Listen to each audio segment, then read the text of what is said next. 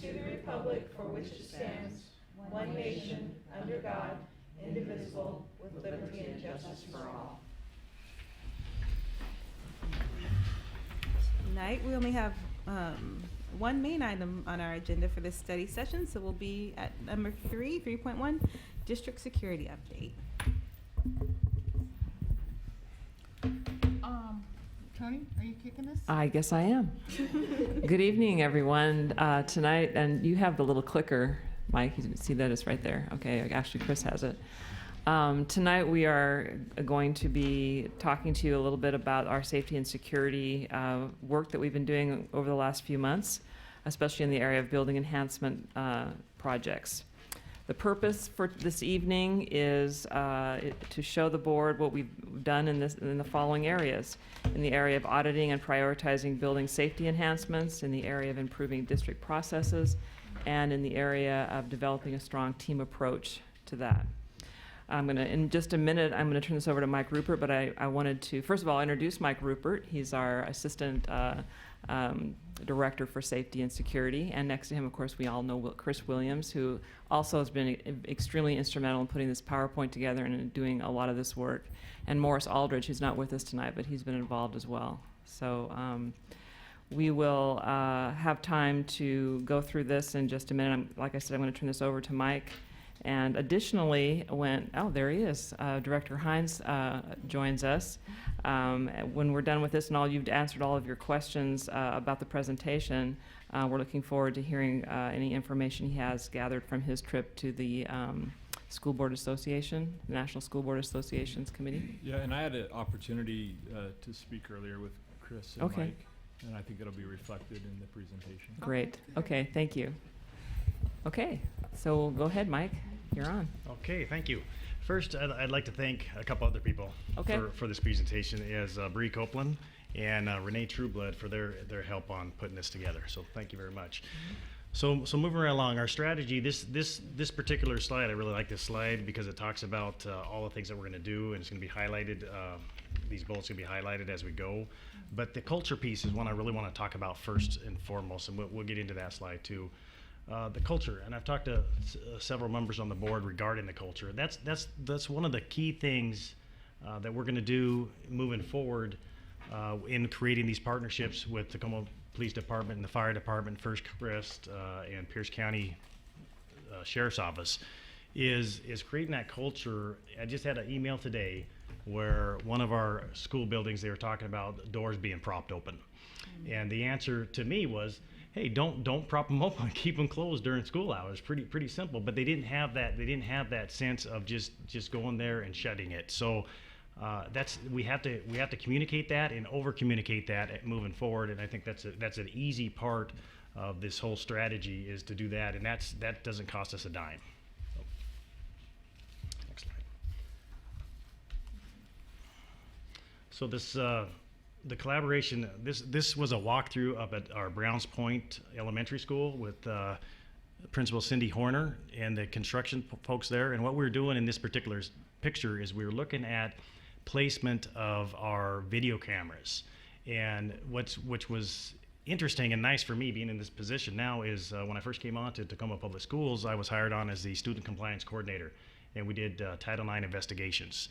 And during that time, there were several investigations that actually we used, that we could use video cameras in different locations. So the locations that we're putting these video cameras in, hallways and whatnot, I think will help us moving into the future. So we're being consistent on our video camera placement, and we're putting them in all of our newer schools moving forward. And don't forget to mention the partnerships that we have with Tacoma Police Department, the Fire Department, who are walking with you. Absolutely. Yeah. Absolutely. So the culture piece is the campus. I don't know if you guys know the breakdown of our campus security officers. We have 30 campus security officers, and what they are in our schools, they're in our secondaries, and there's 2 in all the high schools and 1 in the middle schools, and they're the ones that we call the plain shirts, and they just have, campus security on a polo shirt. And then our school patrol officers are our mobile units that go from, they start down at our building operations every morning, and they cover 24-hour, 7 days a week. and we have 9 of those. And then we have our school resource officers, which are our fully fledged TPD officers that we pay for during the school year, and we have 5 of those and 1 sergeant, and we have those 5 that are in our comprehensive high schools. The collaborative training approach that's on this slide listed, the TPD drills and the WSP training, the de-escalation training, those are all part of a new approach, because what I did when I came into this position, which is kind of nice because I'm the new guy, so I asked a lot of questions, and I asked these why questions. Why are we training? What kind of training have you had? And the answer is we've had consistent training, but now when we're focusing on more of these things like lockdown drills and emergency evacuation drills and shelter in place, and the difference between a modified lockdown and a full lockdown, and those are all things that we can focus on and train a little bit more focused on that. The next slide. This best practices slide. This is the slide that states that are.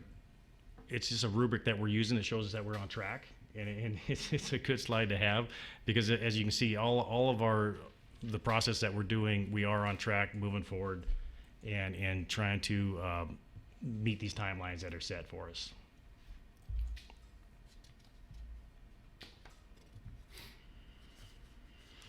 So this slide, the collaboration with the building administrators, is what I talked about a little bit earlier, and emphasizing the why and consistency, and the communicate expectations to the staff, family, and community. So that's another part. We get letters from the community, and we get letters from our own staff asking, why are we training this way? How come we're not training the subs this way? We're trying to maintain, again, that consistency of training everybody and having the understanding of the community as far as what we're doing to secure our schools and to secure that most valuable resource, which is our students and staff. This is an infrastructure picture of our short term, and some of our schools have these kiosks that are available, and a lot of them don't. And what we're trying to do moving forward is we want to have all of our schools have a electronic sign-in kiosk, and the picture in the middle, that's what we call a 3-in-1 system. So it has a camera system built in, it has a buzz-in system, and it has an intercom. So all of our new schools they have this already. This is one that's our Arlington school, and the far right picture is where the person, the staff on the inside of the building can see them through the camera and actually find out who they are, identify them, and then buzz them into the secure area where they can do their kiosk information as far as their visitor access and credentials. Infrastructure and the long term, it's basically to improve all of our vestibules. We have considerable vestibules throughout all of our buildings, and most of them, fortunately, they're undercover. So what I mean by that, we live in the Pacific Northwest, so there's a cover over top of them, and we've looked at several of our vestibules as far as improving them. And we can do what we have to do is we have to put electronic doors in, and then go for a video camera and a buzz-in system with a Sonatrol entry system that shows us the access of everybody coming in, and it timestamps that. The execution, what I like to call on this particular slide is the quick W's, is the first and foremost is improving our SOPs and our which ties into the culture of our whole process. I think if you can improve your SOPs, and the people that are holding to those SOPs, they tell the public, and the public understands why we're stopping and identifying, why we're asking for credentials. It's very important to maintain that safety and security throughout our schools for all of our kids. Other quick W's are the lights. And when I say lighting, it's not that we're going to go and pay extra money and put extra lights in. Some of our buildings, it's just cleaning the lenses off, and adding. No, I just lost my train of thought on adding. So it's not about, like Mike stated, it's not about replacing lights. It's about ensuring that those lights are functional. We don't want to approach the situation with, let's just add an unnecessary dollars to it. Thank you. I was so the lights, and then the other quick W's are fences. Our fences currently right now, we have some of them that have gates, and some of them that have gates that don't have locks, and some of them have just actual holes that have entrances that our elementary kids can go in and out of. So we're looking at that. We're assessing that. We're bringing back a list, and we're going to triage and figure out what we can do for these quick W's moving into the future. And then finally is locks. We have a lot of areas that have locks that are damaged and that we can replace at a relatively cheap rate, and we're working on that particular piece too. The Tacoma Police Department training, and I did want to talk about that, is so what we're doing right now currently with Tacoma Police Department is we are doing a collaborative approach. Is quite frankly, when the schools that in states that have great participation with their police department and their schools, they've usually had a tragedy. And what we're trying to do is we're trying to prevent that prior to having one. And so, like, for example, next month I'm going down to Oregon on a training, on an anonymous tip training, and we've invited TPD to come with us, and they're going to come with us. And conversely, they're going to train us on their new tactics on active shooter. So there's old tactics on active shooters where they used to wait, where they'd have 4 officers and go in as a diamond formation, and now there's a new improved procedure where they go in where it can be up to a single officer going in. And in our case, through our area, what we have their Tacoma SWAT team is also on board, as well as they have patrol and they have traffic units.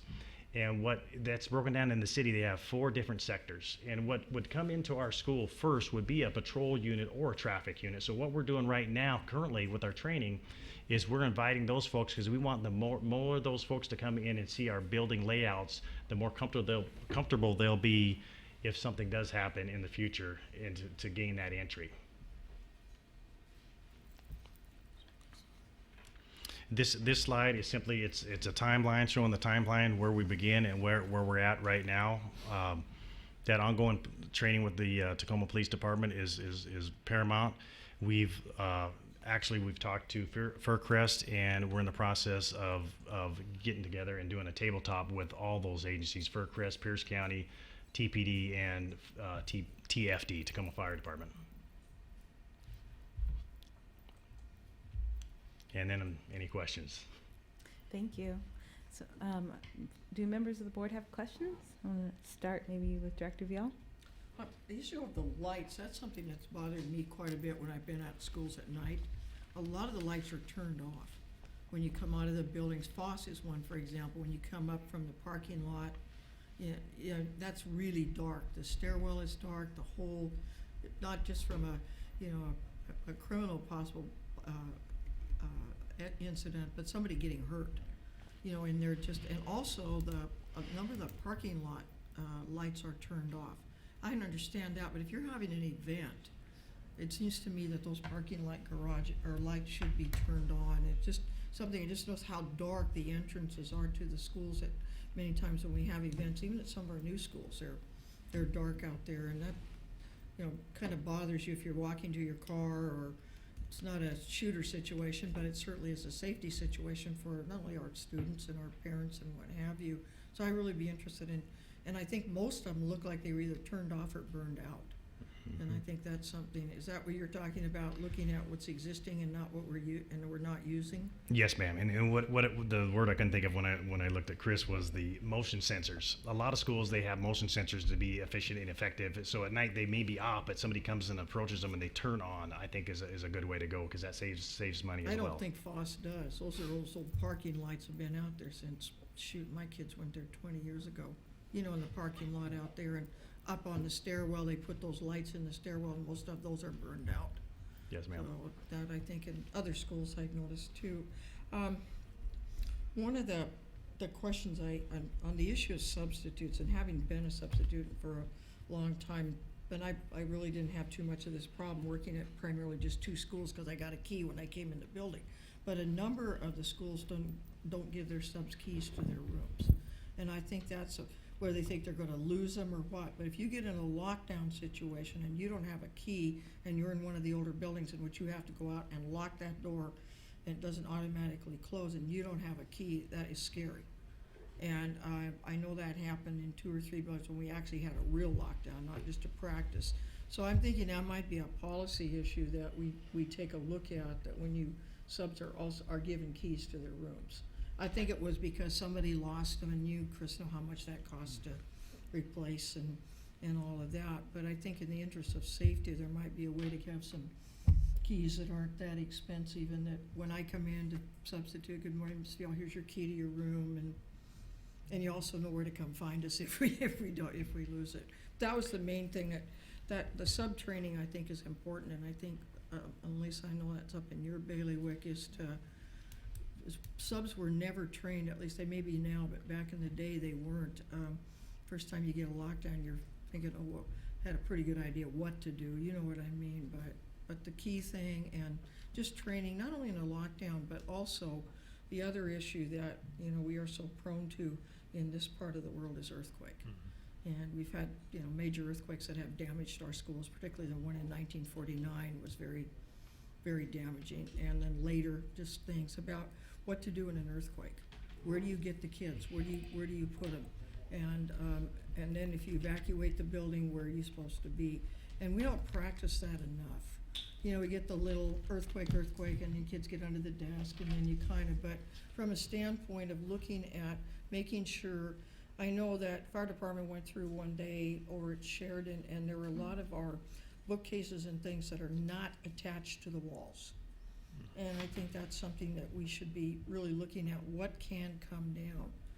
And, I've lived through all 3 of those, and things come down off the wall, and they've all been in the 7 magnitude, and it can be heavy kinds of things. So really taking a look and having, with TFD about what should we be looking at in an earthquake scenario, and also looking at what happens if we have a major earthquake with, say for example, you're on the east side of Tacoma and the freeway bridges go down, and where's your fire response, and what are you supposed to do? So I guess what I'm asking is to run a tandem in what we're doing here, improving the safety within the schools, and at the same time addressing an issue of something that's more likely to happen here, and that's another major earthquake probably within the next few years.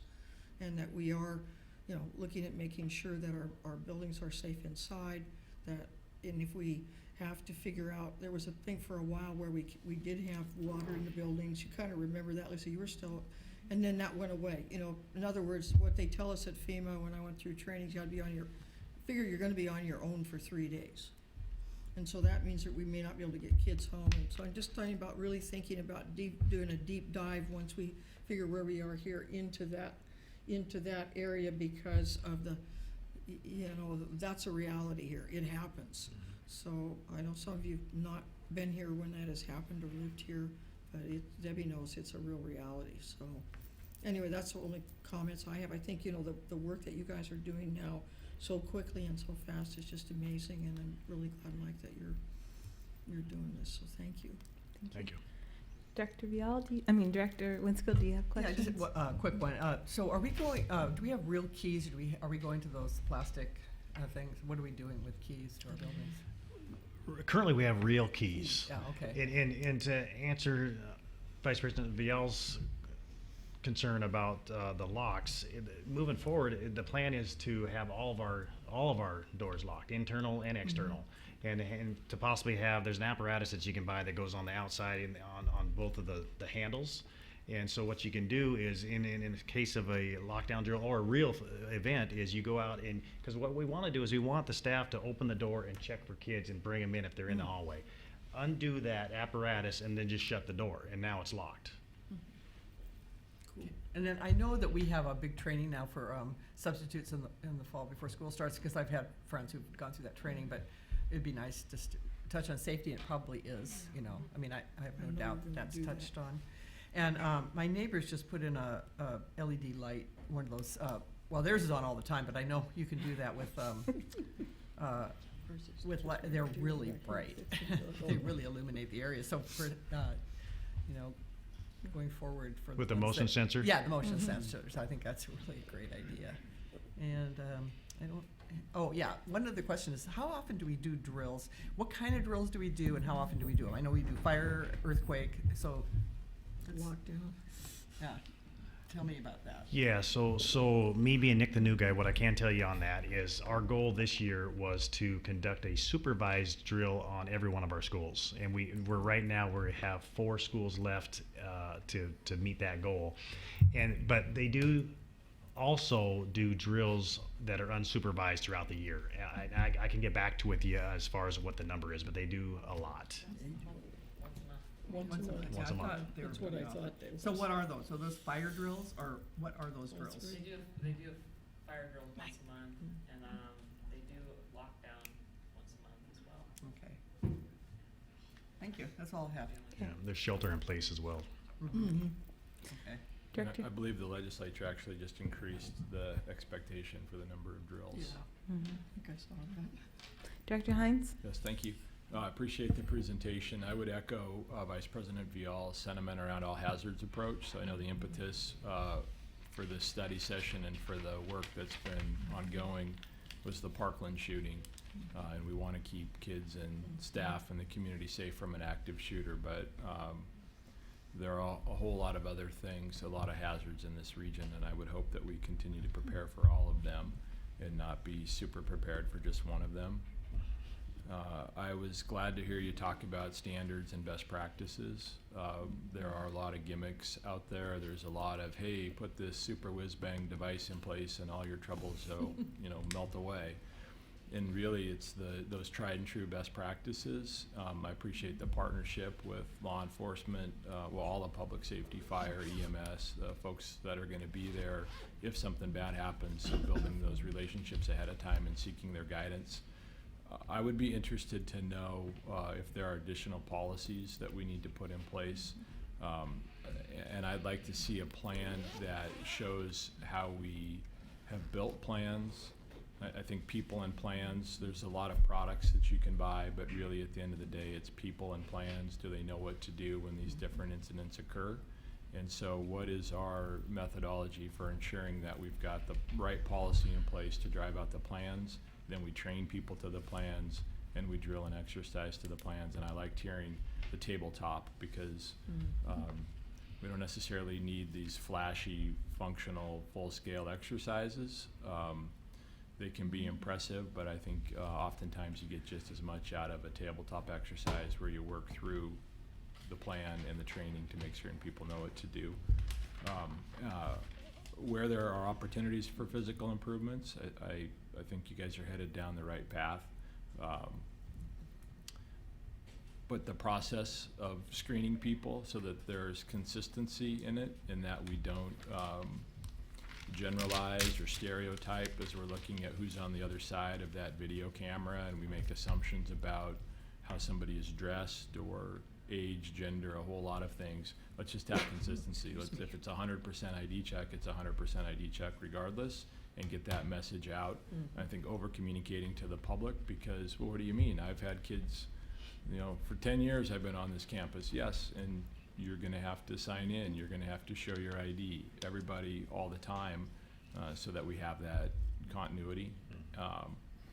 And then when we think about substitutes, making certain that they are trained, it sounds like fall is when they have gone through training, but I would be interested in us developing some sort of just-in-time training.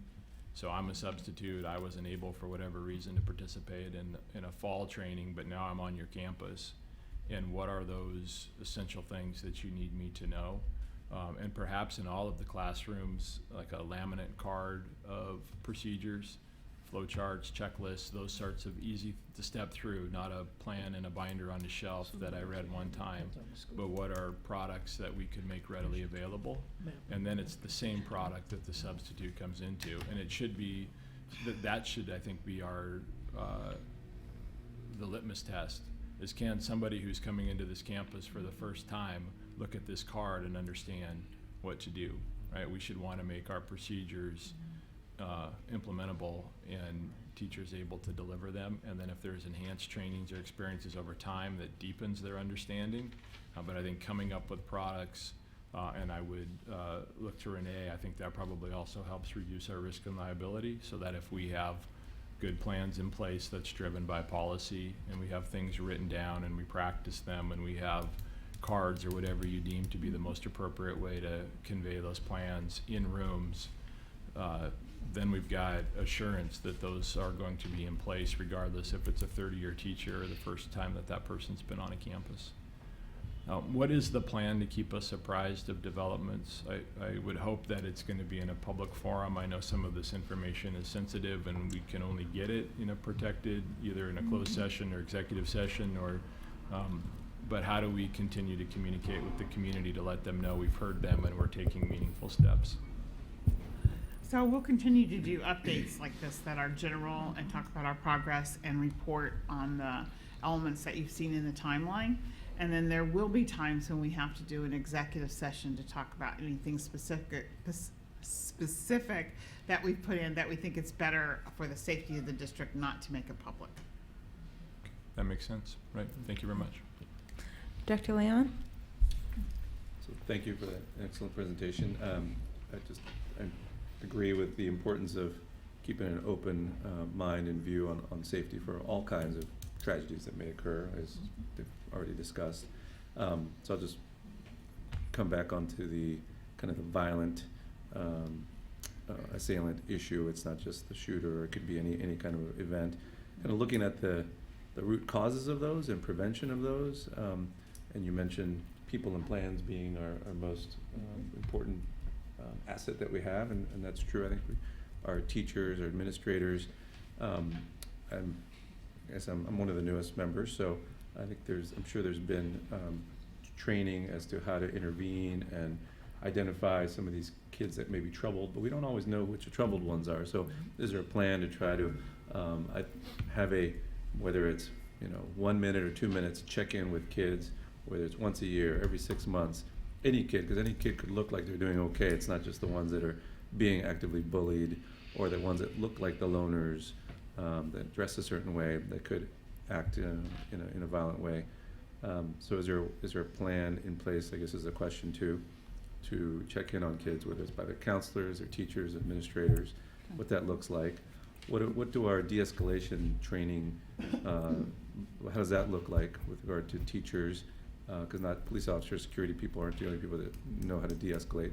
I know most teachers know how to de-escalate an event in their room, but is that also, what's the frequency of training there? So maybe I'll stop there. Maybe you can answer a couple of those before I have other questions. So I love the thought process on the root causes. And so right now we have right response training that has taken over. It's the new name for MANT training that they've had in the past. So moving forward, it's called a right response. And we have I know our guys are scheduled to have that training in August.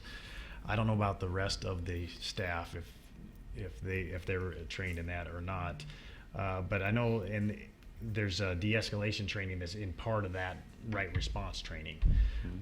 So that's just some of the training that I talked about earlier. And as far as getting into this position and finding out what they have and what they don't have, but I totally agree with you. There's a lot of times where a kid could be a troubled kid, and you get into the room and you have even a badge like our security has. And so what we do is our guys, they go there and they assess it first, because sometimes just that presence might de-escalate this kid, or it might go the other way, as we all know. So I'm fortunate to say that what they're called is SPOs. They've been trained in that, and they go roam to school, and moving forward is not only are they trained in that, is that they have they have their belt weapons and they have handcuffs and all that stuff. But we've really been sensitive on when we use that. I mean, hardly since I've been here, I don't think there's been a time when we've handcuffed a kid, because we're trying to do the the MANT, and I'm putting my hand here, I'm touching here, and being very sensitive to their needs. Our Department of Student Life, so that's James Neal, you probably haven't met him yet, but they have a full system of threat assessment.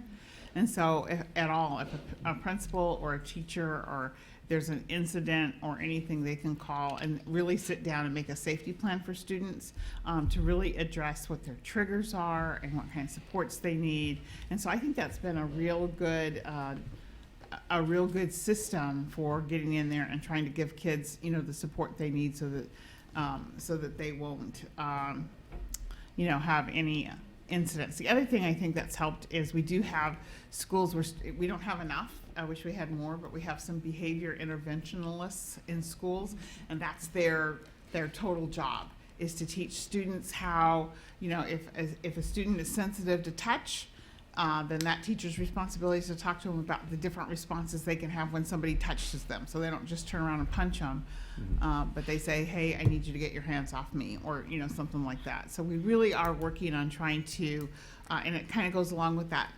education of the whole child, giving students lots of strategies for how they can let people know that they're uncomfortable and, what they need folks to do to support them. So the Department of Student Life and that Whole Child Initiative are really committed to identifying students that need extra support and giving it to them.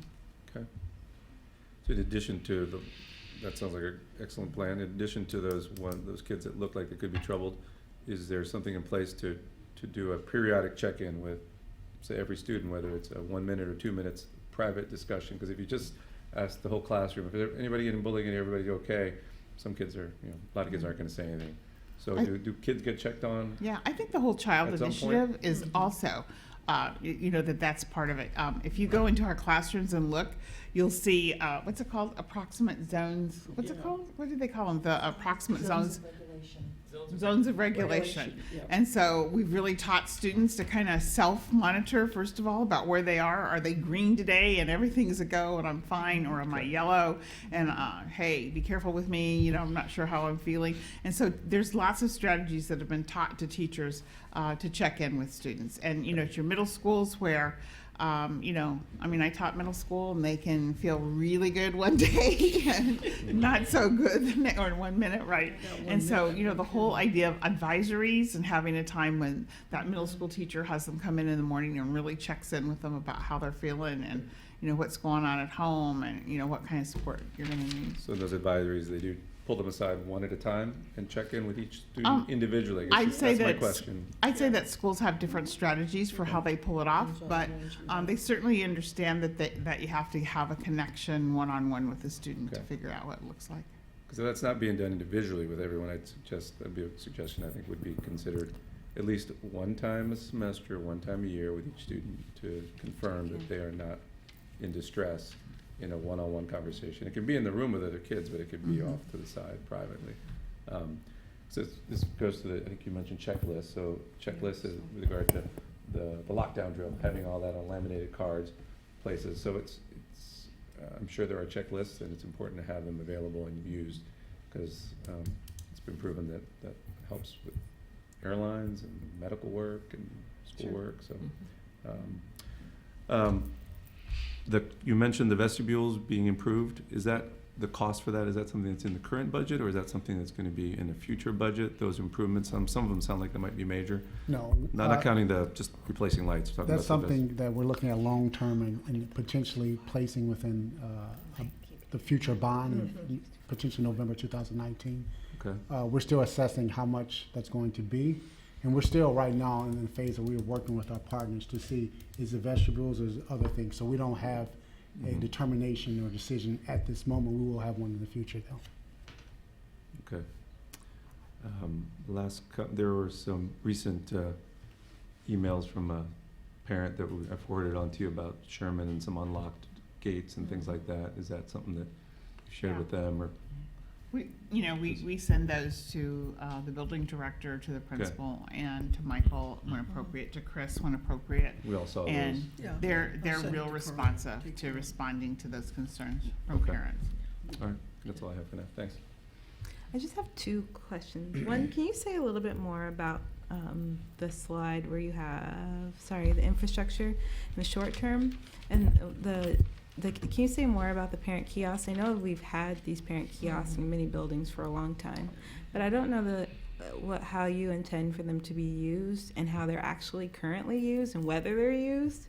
And then with those in particular, how accessible they are for families who might have limited English proficiency, or how we can use signage also for folks who need other ways for us to communicate how they should or what they should be doing with some of these new kind of infrastructure requirements. So I know that, like I said, some of the schools have these kiosks, and those are some great observations. I know there's a study right now. I'm looking at Bree in the background there. They're doing a study right now on the use of those kiosks and how to do them, because we're getting input from several locations, like Morris from Texas. Is his kiosk there? It was basically you put your driver's license up, it read it, it gave you all this information, but there's a huge cost to that as well. So we have to be efficient as well as effective, and that whole part about our families and their needs, we're looking into that. Okay. All right, thank you. And then my other, more of a comment was, in this, thinking through how we can really be intentional about bringing together some of the elements of the conversation that we just had about the education for students. I know as part of our Whole Child Initiative, and we think about safety and be safe, and that's one of the tenets of the Whole Child approach, safe. But then also when we talk about PBIS and the safety, but then when we practice, I don't want kids only to be left with the drills as their mental model of what the practice of preparing looks like. So I think it's maybe a request of us really thinking about how the drills gets connected to what students are, the culture pieces that you talked about too. I guess I'm saying, and all the best practices that you know about the prevention side of this, and what you teach kids, and how you develop a culture around safety and closing the doors, and saying something if you see something that's not right, and all of that. I think it sounds like we're doing a lot and we're doing all the right things, but just how we look at it all holistically and make sure there aren't any holes in what we're teaching and reinforcing and reteaching for kids, in addition to all the work that we're doing to secure the physical safety and make sure educators and the substitutes have the training. But how are we teaching and reteaching and reinforcing all of this for kids too? Yeah, well, in that piece, the drills that I've seen this year so far, that I really appreciate in the elementary especially, is we typically bring in 4 students, and we tell them, they're actors today, and they participate, and Tacoma Police Department gives them these gold sticker badges, and our guys give them the silver sticker badges, and they give them reward chits from the schools, and at the end, so we have a briefing and we tell them what we want them to do, and at the end we bring them back in, we say how did they respond, and were they quiet, and all these things, and go home and tell your parents that we did a drill today, and you guys were a very formidable piece of it, and celebrate that. So I think we're doing what we should do, and we're training as appropriately as we can, and we're trying to spread that message. From what I've seen, it's going pretty well. It sounds like we're doing all the things, but just to reemphasize, to connect the points, the questions that you were raising around, do we check in on kids? Even thinking through how kids check in on each other and how they communicate when they feel like a friend or something's going on with a friend. I know this is big picture, longer term things, but I guess my point is keeping students at the center of this too, and what we're teaching and reinforcing for kids as big partners, in addition to that list of law enforcement as big partners in making this successful. I couldn't agree more. Can I have a follow-up question? Yep. Regarding what Director Hines was talking about, having plans in the schools. I think what I saw when I was out in the schools, it was hit and miss. Some of them do great jobs.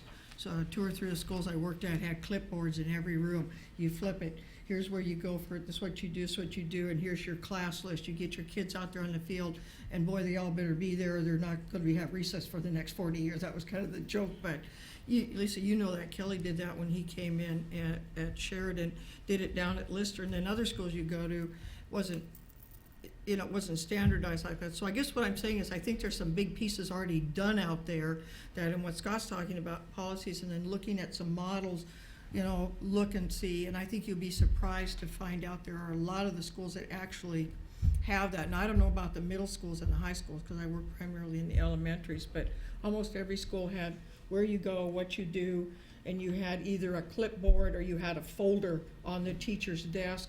You also had a list of kids that were medically fragile in your classes so that you knew if you're out on the field and this child is prone to seizures and things like that, keep an eye on them.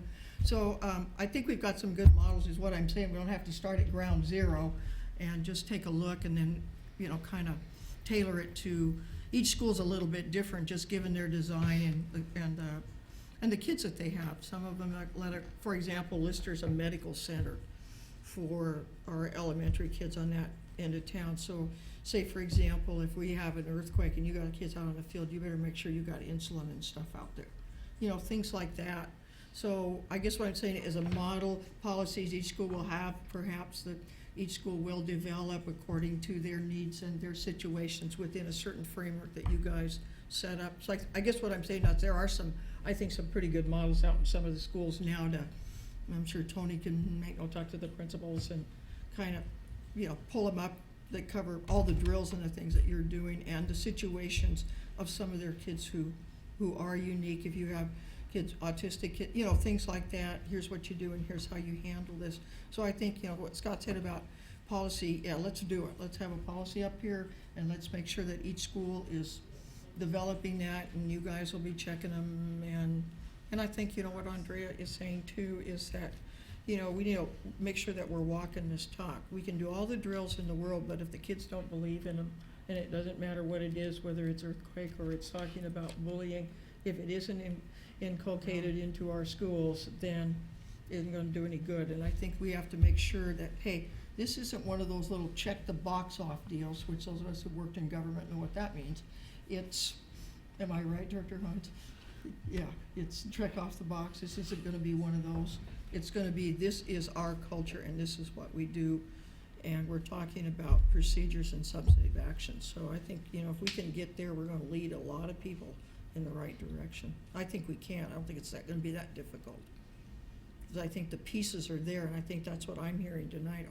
Our pieces are there. Either it's with the whole child, with construction, the physical things that we need to do, that we just need to get everybody on the same page, and I think we can do that pretty quick. Superintendent Santorno's pretty good at doing that. Any other follow-up comments or questions? Director Hines. Just to add one more, and this gets to Mike talking about culture. I would hope that this would give kids and staff and the community a sense of empowerment, because it could be overwhelming. Oh, I've got to prepare for this. Oh, I've got to prepare for that, right? And now kids are so distracted on these potential dangers or threats. And I think we always have to bear in mind what environment, how can we create the most environment that's most conducive to learning, and at the same time give kids and teachers and family members direction of what to do to take action. Because when we delve into all of these plans, I think that this is the tip of the iceberg, but what are we doing when Director Rial talks about an earthquake event? If we have a seismic event and we have now hundreds of kids on a campus, and that's where they need to be for a while, how do you feed them? Yeah. Do you have enough toilet paper on? I mean, those sorts of basic human needs. Do we have, and do we have regional partners? I think that, in a where we know coming out of the Great Recession that families are still struggling and have enough to eat on a daily basis. If there's food insecurity issues on a daily basis, how do you tell them to have 14 days worth of supplies? And when we know that a lot of those kids are getting their meals on campus, are we prepared to house them for multiple days? So there's, that's where we get into this, and that's why I think starting at the top with policy and having clear outcomes of what we're trying to accomplish so we can set priorities, because there will not be, I'm looking at Rosalind, there will not be enough financial resources, so we will have to be very smart and collaborative with how we go about the work. But I hope that the way it gets messaged is that the intent is to empower kids and families to be able to take appropriate action when necessary. Get our community partners involved too. Many of our Red Cross, United Way, like that, they need to be involved in our planning at some point also, because many years ago, in 1991, 90 members of this community went back to FEMA and did an 8.1 earthquake, big deal. I think Dan might have been there. And we took community partners, the Red Cross. It was about, it's going to take all of us. We're not going to be on our own. So if we really start getting into the weeds on this, I would suggest that our community partners that would, social services, what have you, be involved, or at least be looking at our plans and saying, hey, this is where we fit. And we did that, and I think the city wrote on that plan for quite a while. I know some of it's still here. And the school district was a major part of that exercise also, in addition to the superintendent was there, and along with senior members of their staff, and so that, you know, if we do have one of these major incidents, we are going to require our community partners, just like Scott said. The Red Cross will be there with tents and other organizations in this community. Military also went from Fort Lewis. The garrison commander went on that, JBLM now, so that looking at all the community resources that need to be marshaled around such an event, that they know that we're going to depend on them too, and that they're going to have to be a part of that. We've sort of talked around plans, but all this talk about plans is triggering for me that I think districts and schools are required to have safety plans. So I would hope that one outcome of this whole process is that all of those plans are updated and examined, and that in the process, getting to Scott's or Director Hines' point about empowerment, that students potentially and family members are a part of that review and have some input on what those revised plans look like, that they be fully compliant with all the recent changes in state law, in addition to informed by all the best practices that your team has alluded to too, so that there is some consistency across, but also they're responsive to the individual schools' context and needs too. But just to that point around empowerment and engagement and ownership, be great to see students involved in that process of updating and looking at them. Absolutely, and I totally agree with Director Hines in that all hazards approach. That's a great way to go. Well, I don't think there's. We better go there. Well, we thank you for the update and for all of the work that you all are doing to create this holistic approach. We appreciate it, and know our students deserve it. So thank you. I just want to, I think the whole team, they've done a great job, but especially to Michael, who's come up to speed in a remarkably small time.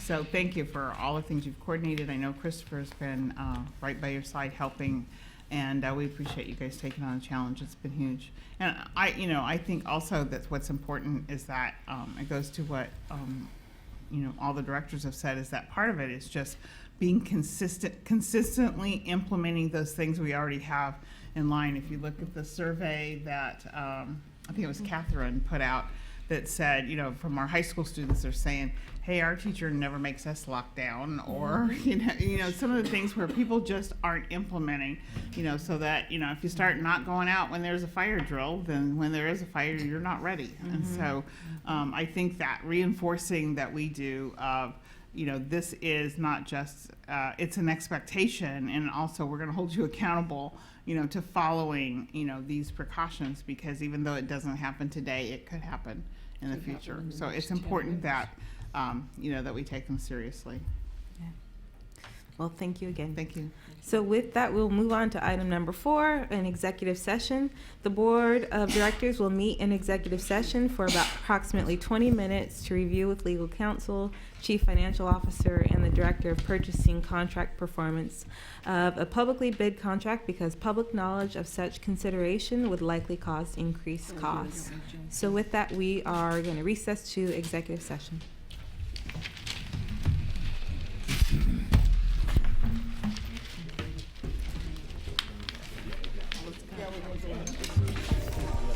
We're going in the back room. We're going